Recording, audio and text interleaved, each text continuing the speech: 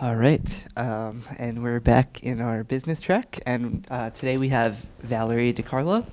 She's an SEO consultant based out of Pittsburgh, one of my long-term clients and friends, so we're excited to have her back for, I believe, her third time at a EE conference, and she's going to be talking about how to win with Google's recent algorithm updates. Okay, test. Can everybody hear me okay? So, thank you so much for coming to my talk. I'm grateful to have you here. I'm grateful to be here, and all the good, smart people are here. So, I'm on a stool because I hurt my back, and standing hurts. So, I'm on a stool. Also, to kind of preface this, this is a lot of information, a lot of words. There's going to be some great takeaways. My intention or my objective for this talk is for you guys to have a reference, a resource. So this is going to be available on my website for download, and I'll put a message on Slack to let you know that it's on my site for download, because it's a lot of information, okay? All right, so with that, hopefully I can work this. All right, so a little bit of, we have to kind of go back to go forward, and so these user-focused algorithm updates basically started a little over a year ago. Now, keep in mind, Google does updates like all the time.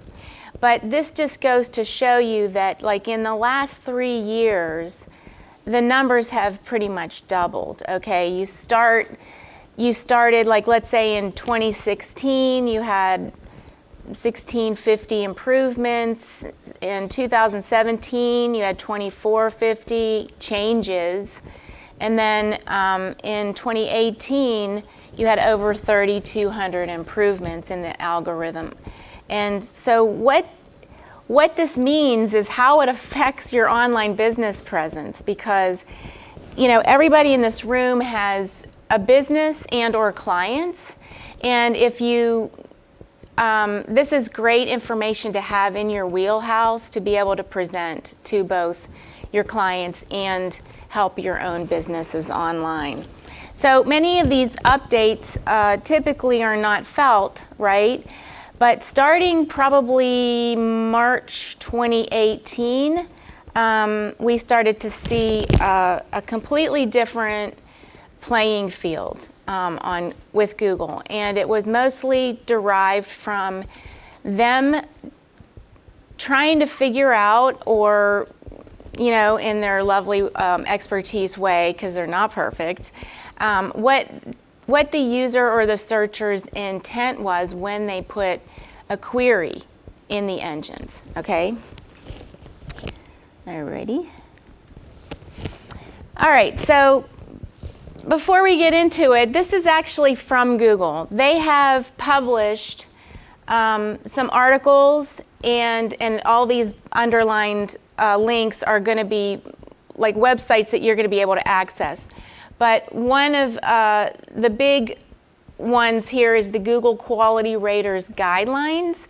That these were all items that they have published when they made announcements to their core updates.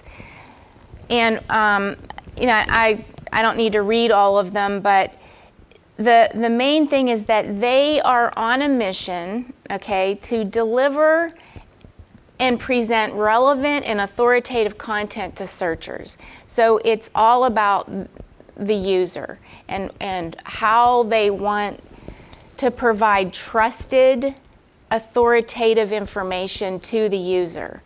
And how they have done that has wreaked a lot of havoc on a lot of businesses. So a couple of things that they have they have stated over time is that for some sites, a fix may not be possible.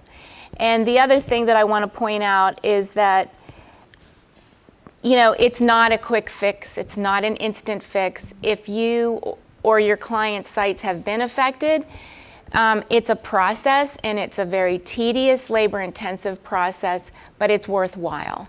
Now, when they say that some sites a fix may not be possible, and that you have to wait in order to recover from a loss, you have to wait for the next update. From my experience, that's not always been the case. So this is the bad news, and I'm going to try to present the things that we can do, which is good news, okay? Because there is things that you can do.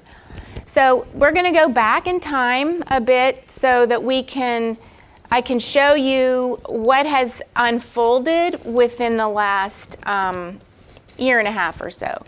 So starting on March 26, 2018, something called Mobile First Indexing rolled out.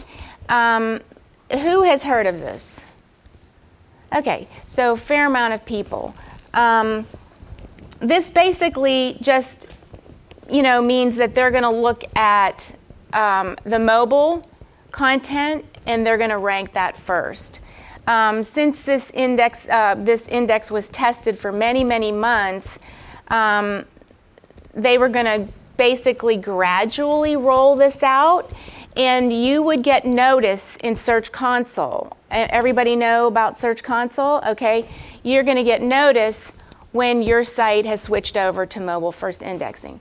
Now, this started rolling out March 2018. I'm here to tell you that about a week ago, one of my clients finally switched over. So it's a process. It's still rolling out, and there are certain criteria that they have put people first. We'll get into that, but all right, so the impact. So like I said, historically, the index primarily used desktop version when evaluating the relevance, okay, to the user's query. This was predominantly now for mobile. The mobile version of your content is indexing and ranking first. So this the second mobile issue, right, is now it's speed. Okay, so speed. So 6 months after announcing that this was going to roll out, it finally became a ranking factor. Okay, so the speed of your site. This is not just for mobile, but also for desktop. The speed is now a ranking factor for your site. So there's many things that we need to keep in the forefront. If your website or your client's site is not mobile optimized, or the mobile usability is not where it should be, that's something that you're going to have to tackle as developers, because this is actually one of the main things that they feel is that every single second matters. And on mobile, users expect, instant gratification. They want, it's real time. So that's why they feel like their search engine needs to be accommodating the mass. And so if there's literally, for every second delay in mobile page load, conversions can fall up to 20%. And so a key component for business marketing success is to ensure a smooth, easy, fast mobile experience. Okay, so what you need to do. With mobile comes voice search. Voice search requires, just like you would basically optimize the content of your desktop or your website, with mobile with mobile indexing and voice search, you have to start thinking about what questions users are asking. And so that means that you have to know and study and research your user intent and answer their questions. Okay? Important to have your structured data in place, because Google is using structured data more and more and more to understand what site pages and websites are all about. But don't abuse structured data either. So the other thing that for mobile that people don't realize is that you have to optimize all your local and or online citations. So any mention of your name online, you have to make sure that that's optimized and consistent, because you'd be surprised that your Yelp listing might be different than your Google My Business listing.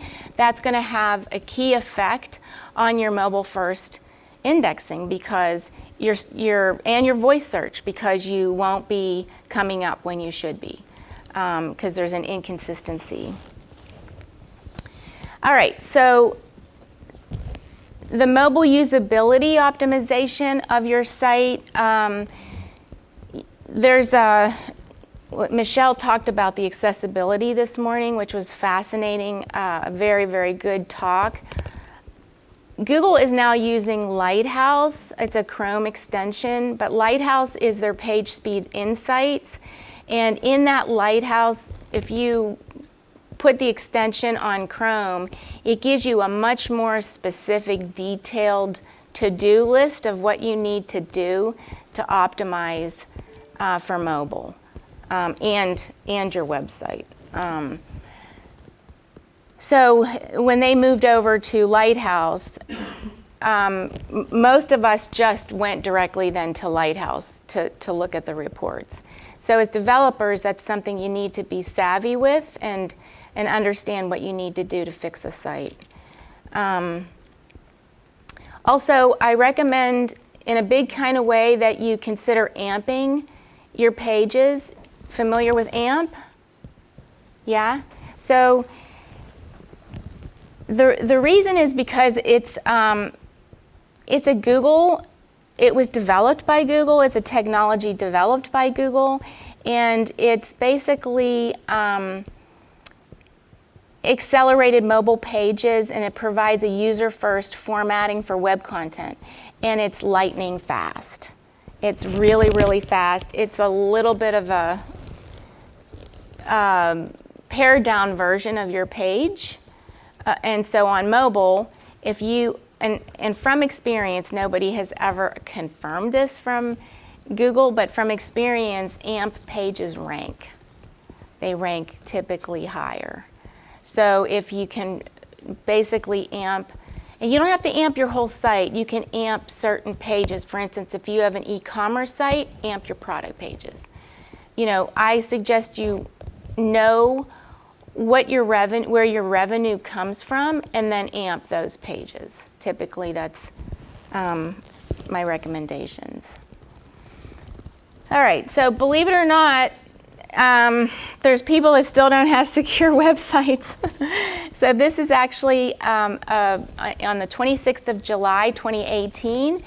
Everybody knows about this. I don't need to talk about it very much, but Chrome put out a security warning to sites that were not secure, because again, they felt like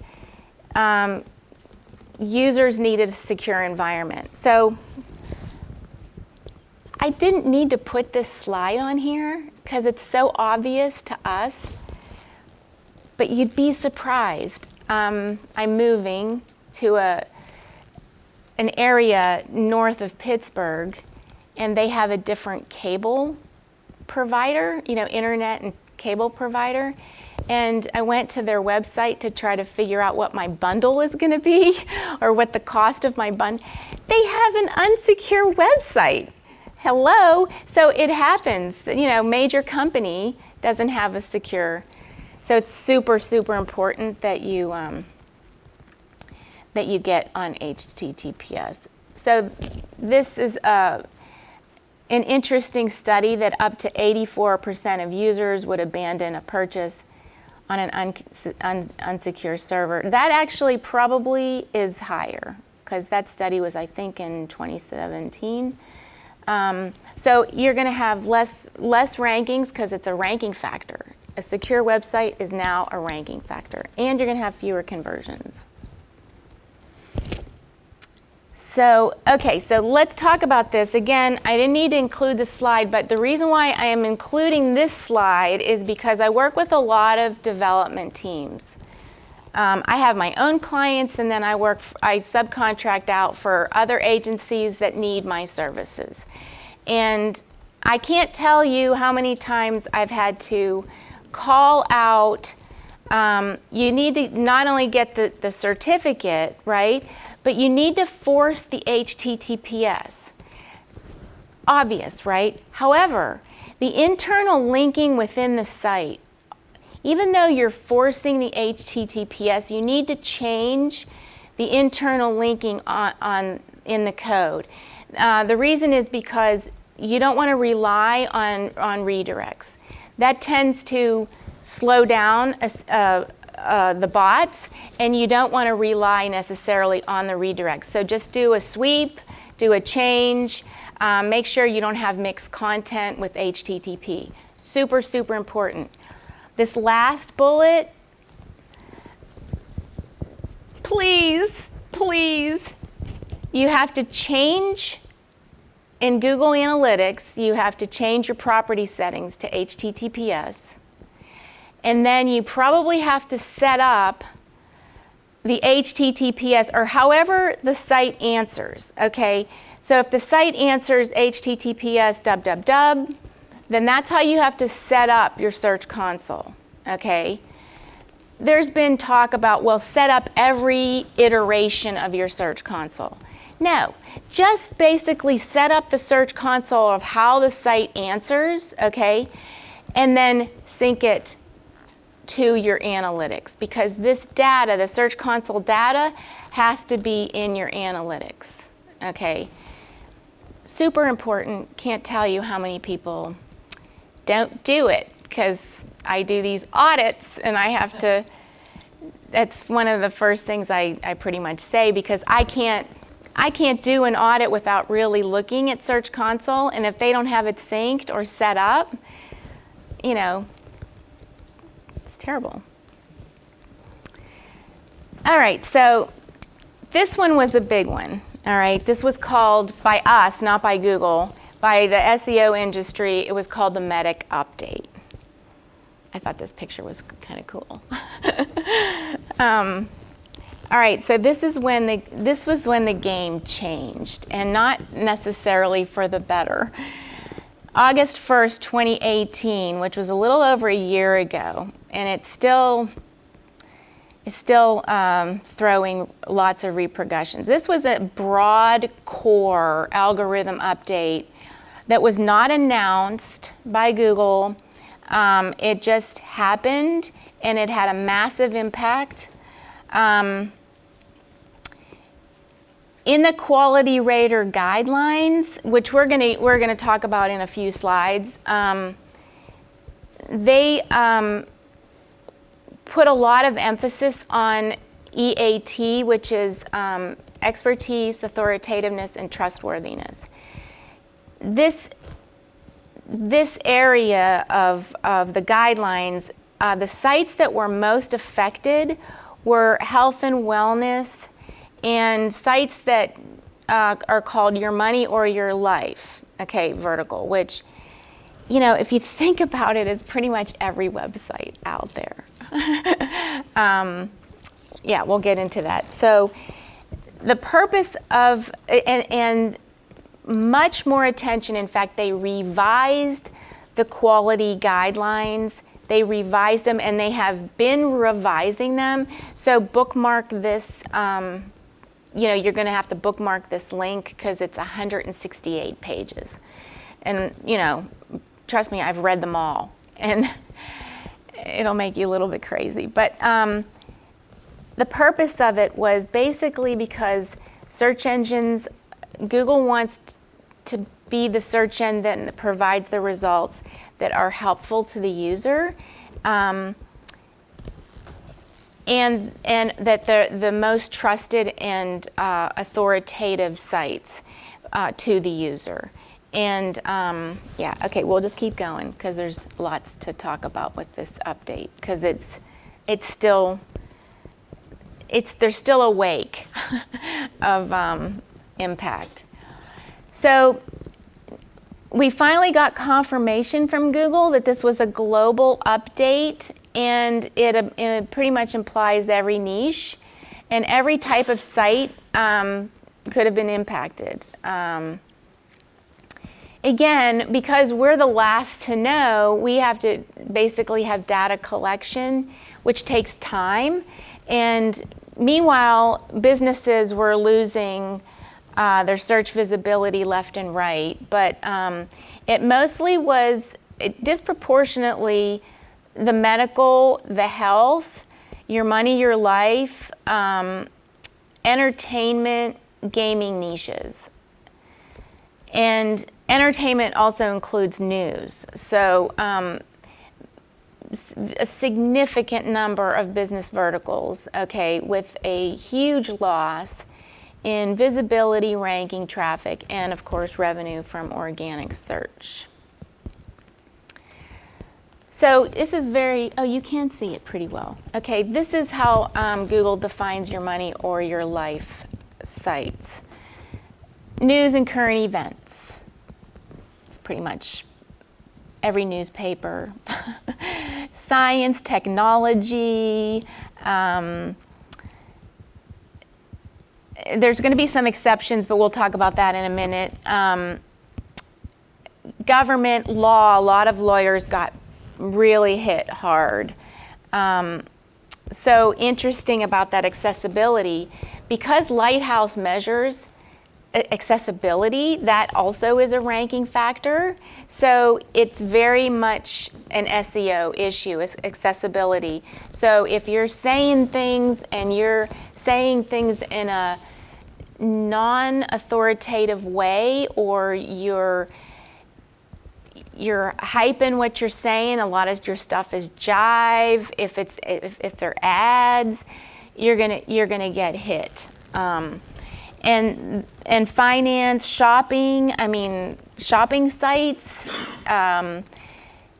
fitness, nutrition, housing, choosing a college, finding a job, they felt like page quality rating standards have to be much, much higher for these types of websites. Okay, so what can you do? In an audit, some of the things that we have to look at is not just the things we're talking about right now, but also SEO technical issues like your structured data, how you're using your structured data. If you're overusing structured data, if you're not using the right structured data, yeah, you have to make sure that your technical SEO is healthy and correct.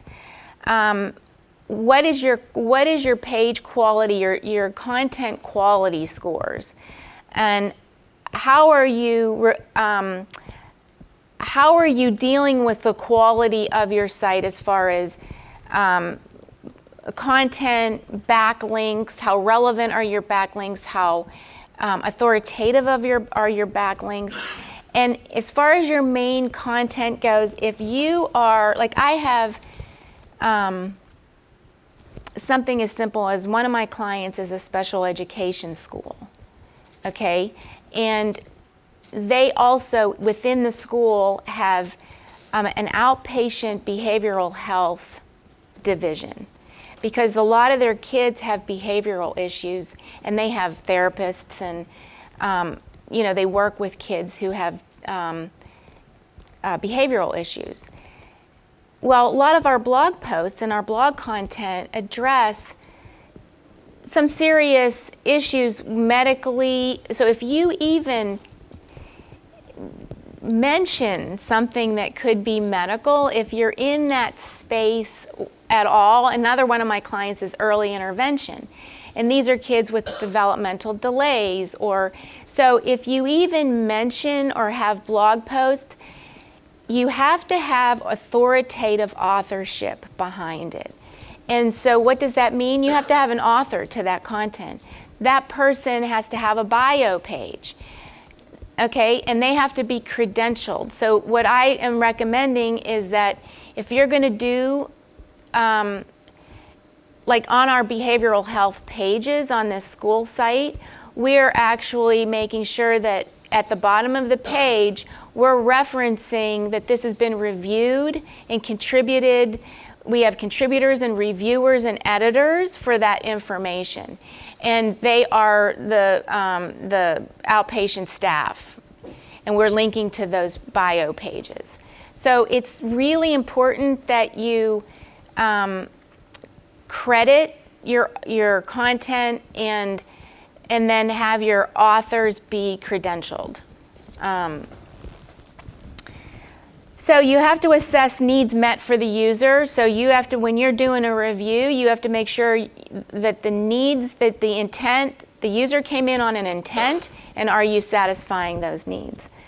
And again, the relevancy and the reputation of backlinks.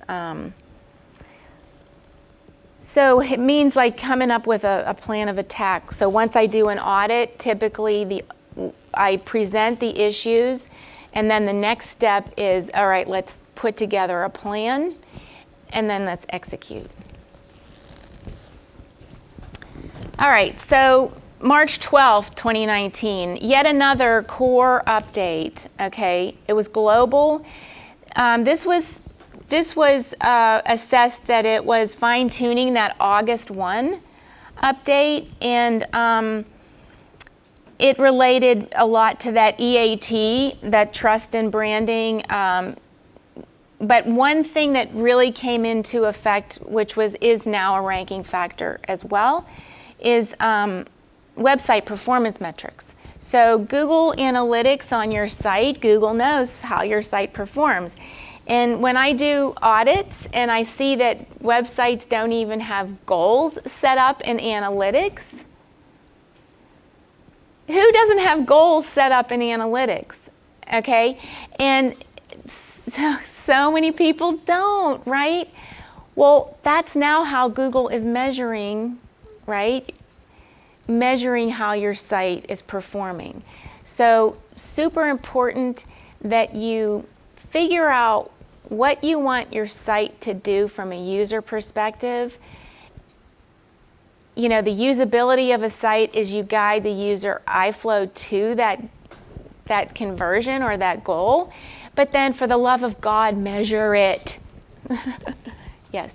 So if you aren't using Google Analytics, but you have goals, are there other ways to identify those goals or create that kind of, that doesn't force you to use Google Analytics? Yeah, well, you can actually still have conversions, like you have confirmation pages probably, and you know, there are still ways that you can measure the goals, but the folks that are using analytics, that's a keen way to make sure Google knows how your site is performing. And here's the thing, because of personalized search and Google knows a user was on that site and converted, they know. It's like how that user came in, unless they were using a different search engine, Google knows. So there's no privacy anymore. There's none. So yeah, okay, so really super important. That particular tweak on March 12th included website metrics, although I think it was happening before that as well. It was just officially a global rollout on the 12th. Okay, so on the 19th, on the same, is that right? Yeah, so this is what the EAT, it's still kind of tiny and you probably can't see it, but this is just a screenshot from the guidelines, okay, the rater guidelines, and this is defining what EAT sites need to do or what you need to do for EAT. And mostly everything I'm talking about. The expertise of the creator of the main content, the authoritativeness of the creator of the content itself, and then the trustworthiness of the creator. So that means you have to have an author, and you have to have a credentialed author, and you have to have a bio page with its credentials. Okay, it's a great workaround to getting past this EAT issue.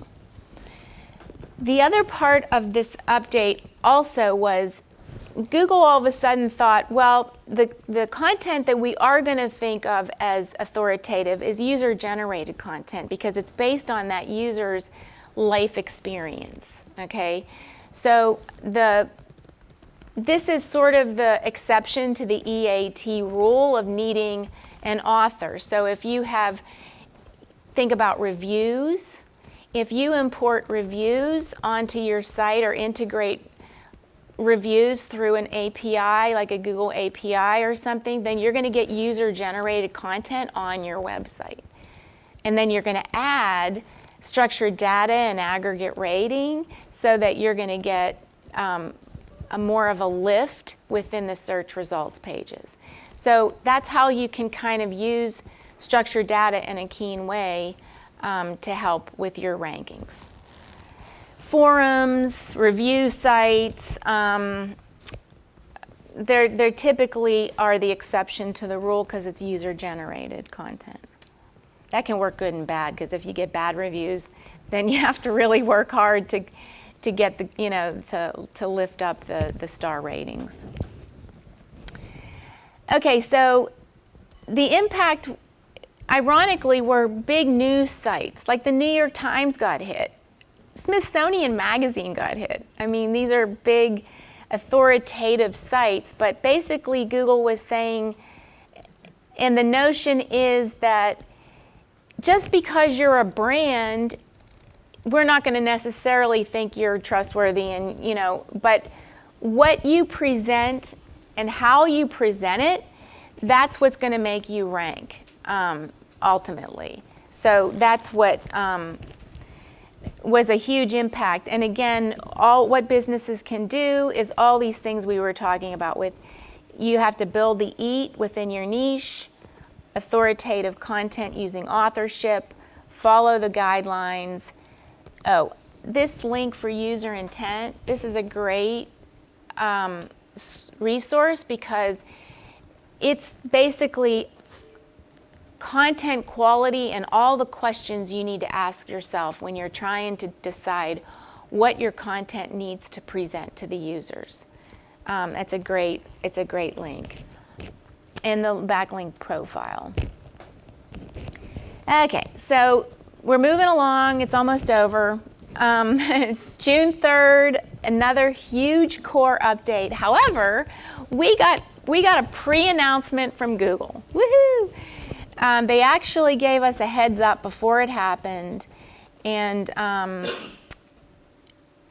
so from my experience on this June 3rd update, and because I work with a lot of different clients and a lot of different verticals, some of the medical and health sites that did not get hit in August 1 of 2018, this June 19 update blasted them. Okay, they got blasted. So it was another tweak of the August 1st. News sites got it really bad, especially those offering low value content, low quality news sites. The point that I'm trying to make here is this update really, really stressed content and how the content, what the content is on your pages.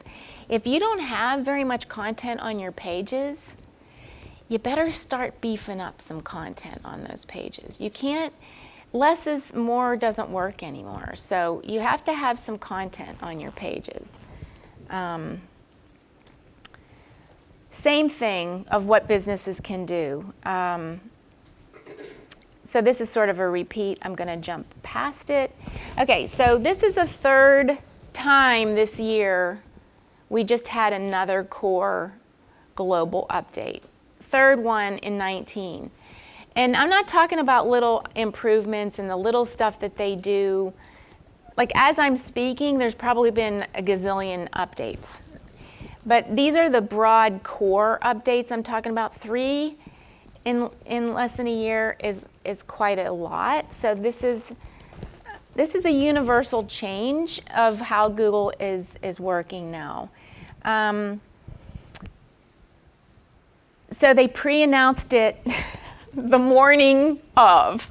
So we got a pre-announcement, but it was the day of the actual rollout. And it's still rolling out. It may still be rolling out. I checked this morning, and I'm not seeing any talk about it. So this is the stuff so far we can tell. All right, it's a significant update. Verticals affected were e-commerce, health, and legal. Some sites were wrongly affected by previous updates are seeing rebounds. Because, like I said, I have one client who got hit on that June 3rd update, and it was wrong. There was nothing, it made no sense. It's in the medical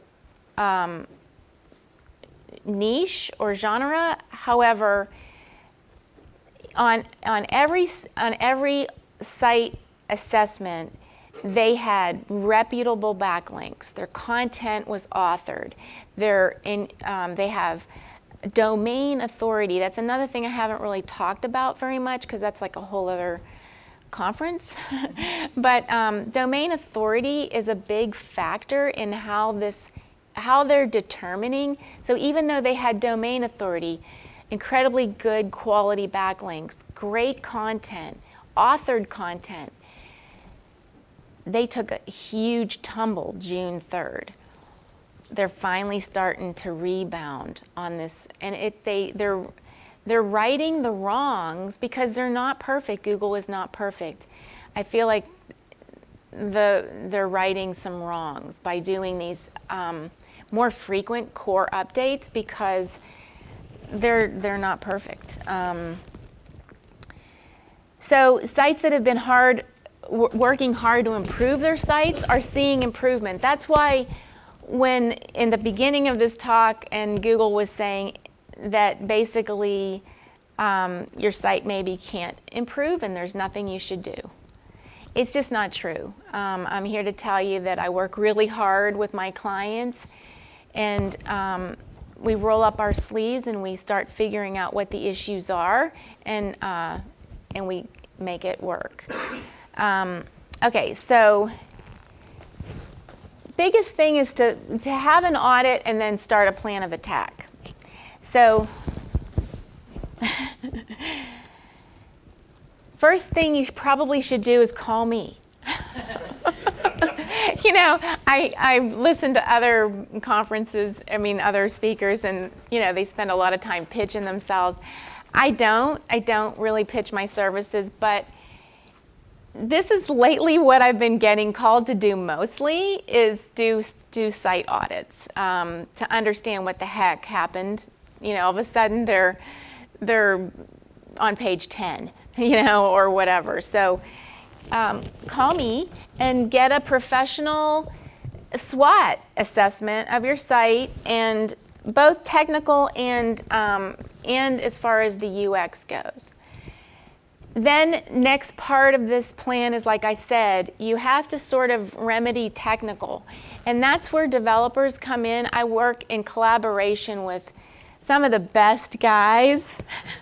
I work with other agencies that have a team of great developers. I collaborate with people to make sure that we remedy any kind of technical issues that need to be ironed out. Sometimes it might require maybe even a redesign because the site structure or the architecture similar to what Michelle was talking about, like that accessibility stuff needs to be from the ground up. So it's not a bad idea that if something comes up, and in Lighthouse, if you run a report on your sites, everybody go down, download the extension on Chrome, run the report on your site, you'll see like if your accessibility score is 40 out of 100, you have some issues. So yeah, sometimes it requires a redesign. Identify also in Lighthouse the issues about why your mobile load speed is low, and or consider AMP. The other thing about mobile I want to say real quick, is that my phone? Okay.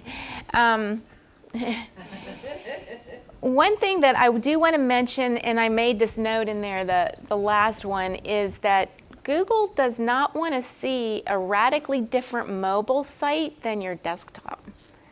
So the irony is mobile first indexing, and mobile has to be, you know, super fast and mobile first, but your desktop has to be very similar to your mobile. So a lot of people have had different domains for their mobile. They've had different mobile sites. Those days are kind of over.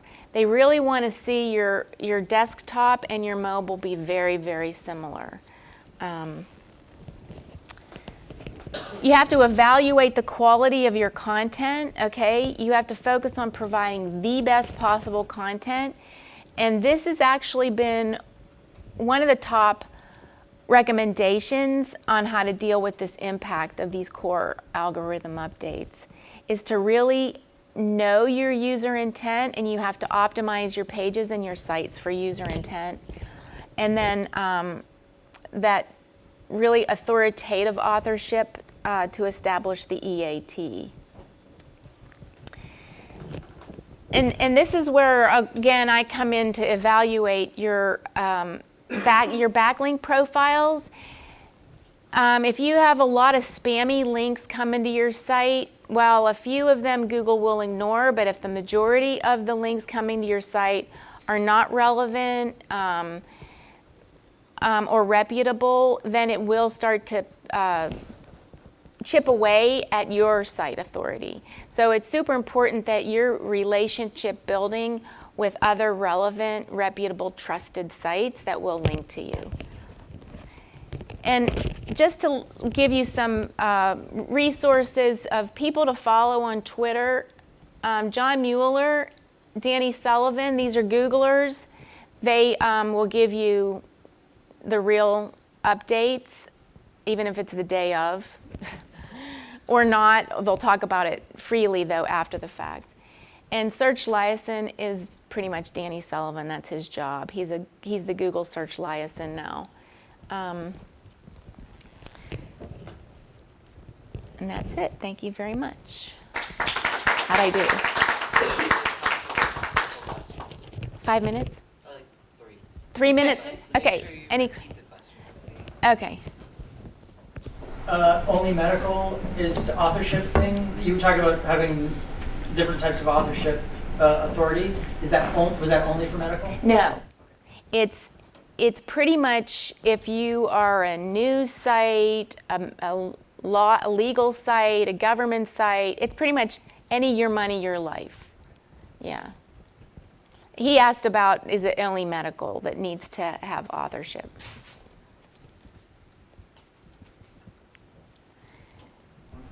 So with the new changes, just what's the one thing that's like a super easy thing that nobody's doing or forget all the time that has a huge impact? Like what's the one thing that you're seeing all the time? It's like, this takes 15 minutes or half hour and makes a huge difference. Is there anything like that, or is it all just... Nice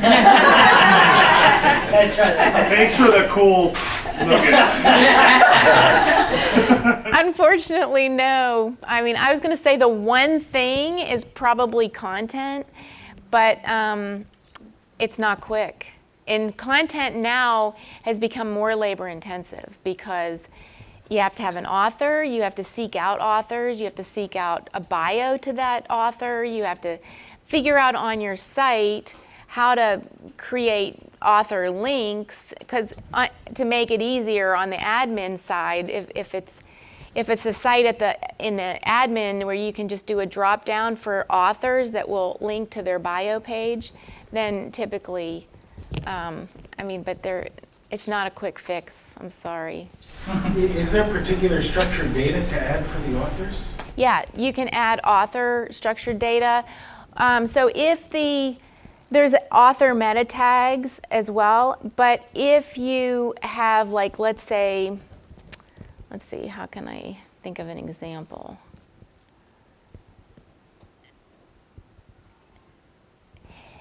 There's like, for instance, there's different kinds of structured data that will benefit, like, for instance, blog posting and or fax page. A lot of people aren't using fax page, and that's one that I have found is huge because of that Q&A of going to people also ask in Google and creating fax pages around the people also ask questions, and writing content about that question, and then putting, for instance, the fax structured data on your page.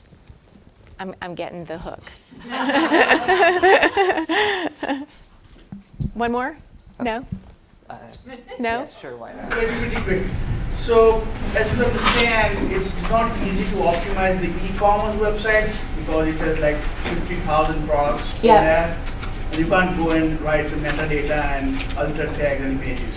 Do you recommend to dynamically generate content for those each individual product? Yeah, so when I'm telling e-commerce sites, because I have a few clients as well with e-commerce sites, you create articles, informative guideline articles, blog posts, and you link to those product pages, and you have the structured data on the product pages. You import or integrate reviews on the product pages, so you get user-generated reviews on those product pages, because that's going to change with an API. That content will change. So there's ways to get e-commerce sites. An example, I don't have an NDA with this client, but West Coast Shaving is a great example of what we're doing with blogs, kind of like expert articles, guides, video, and then reviews, and then using structured data within that. So, sorry, that was fast. Thank you very much, Valerie. Just want to remind everyone here, please do submit speaker feedback, eeconf.com/speaker-feedback. I don't know why that's so long. Also, we'll be having a snack. I believe it's upstairs and downstairs. That's what I've been told. I could be wrong. Everywhere. For the latecomers, though, also, I'm gonna, because there's so much information, and I'm gonna have a link from my website, a download link, and I'm going to put it on Slack. So if you're not on the EEConf Slack channel, get on it, and I'll make sure. Great. And we'll be back here at 3:15 with Marcus, I believe. Thank you. Thank you. Thank you so much.